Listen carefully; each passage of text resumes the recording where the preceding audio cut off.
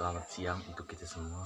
Saya Wahyu Beni Pratama Pangaribuan, kelas 12 semester 1, ingin menjelaskan 8 soal yang diberikan Ibu Tanjung selaku guru sejarah Indonesia kami.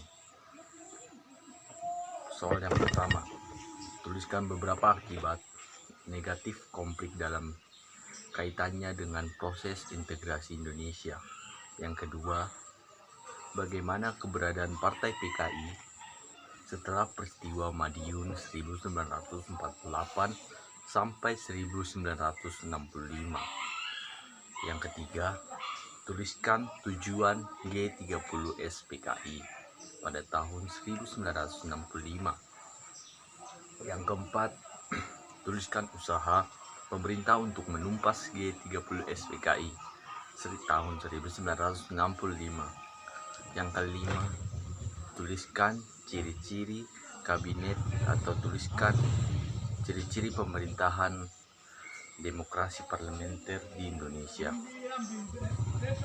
Yang keenam, tuliskan latar belakang jatuhnya kabinet Sukiman. Yang ketujuh, tuliskan prestasi gemilang yang dicapai pada masa kabinet Burhanuddin Harahap. Dan ke-8, bagaimana kesimpulan kalian mengenai pelaksanaan demokrasi parlementer di Indonesia? Jadi saya akan menjawab semua pertanyaan yang diberikan oleh Ibu N. Tanjung yang selaku guru sejarah saya. Yang pertama, negara menjadi kacau dan mengganggu persatuan. Timbul juga korban jiwa di kalangan masyarakat. Proses integrasi atau persatuan juga tergantung akibat timbulnya perpecahan dan permusuhan di mana-mana.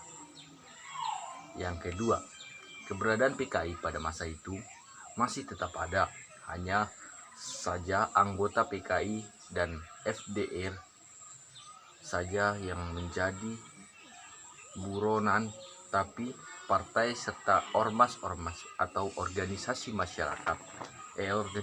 masyarakat PKI atau Partai Komunis Indonesia yang tidak ikut dalam pemberontakan Madiun masih tetap eksis karena adanya DNID.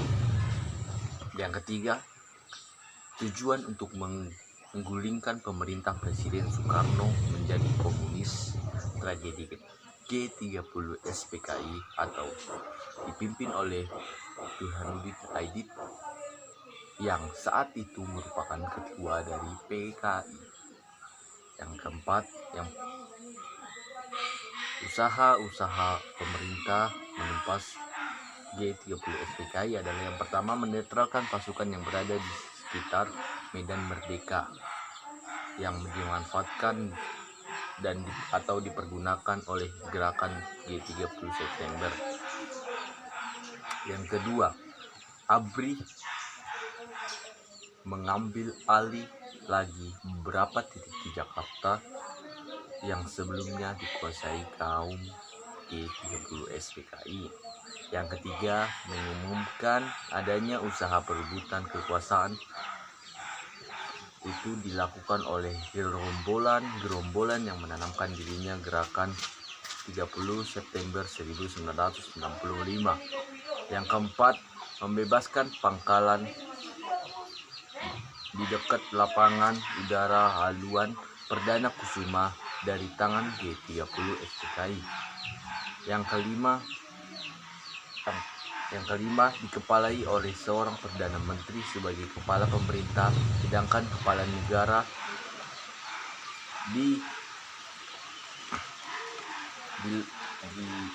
dilepaskan oleh presiden atau raja. Yang kedua, kekuasaan eksekutif presiden ditunjukkan oleh legislatif, sedangkan raja diseleksi berdasarkan undang-undang dasar. Perdana Menteri memiliki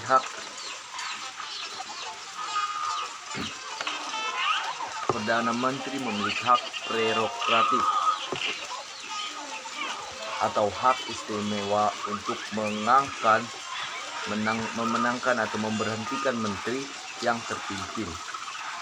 atau yang lagi menjabat di departemen dan non-departemen. Yang keempat, menteri-menteri hanya bertanggung jawab kepada kekuasaan legislatif. Yang kelima, kekuasaan eksekutif bertanggung jawab kepada kekuasaan legislatif. Yang keenam, kekuasaan eksekutif dapat dijatuhkan oleh legislatif, atau presiden dapat para perdana menteri dapat menjatuhkan presiden atau lainnya yang masuk kategori legislatif. Yang ketujuh, parlemen sebagai pemenang kekuasaan di negara tersebut. Kita akan menjawab yang nomor 6. Penyebab jatuhnya kabinet ini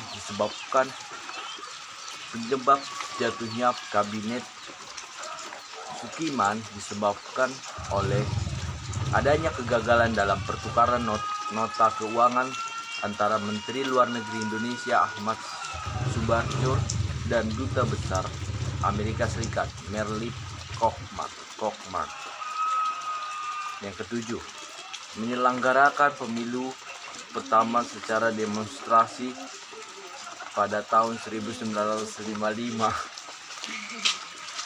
Menyelesaikan masalah-masalah Irian Barat melalui tindakan pembubaran Undang-Undang Indonesia atau Undang-Undang Indonesia dengan Belanda. Yang ketiga, terbinanya hubungan yang baik antara Angkatan Darat dan Kabinet Burhanuddin Harahap. Yang ke-8, menurut saya pelaksanaan demokrasi liberal sangat bertolak belakang dengan kepribadian Indonesia atau bangsa Indonesia, karena masyarakat Indonesia adalah masyarakat yang selalu bergantung satu sama lain, atau kita bisa jelaskan dengan bergotong royong dan saling membantu. Nah, jika demokrasi liberal diterapkan, maka hal yang dapat merusak jiwa kepedulian bangsa antara sesama dan membuat masyarakat bersifat individualistis atau mementingkan dirinya sendiri. Jadi segitu saja jawaban dari saya. Jika ada kesalahan atau tata kata yang salah, mohon dimaafkan. Sekian dan terima kasih.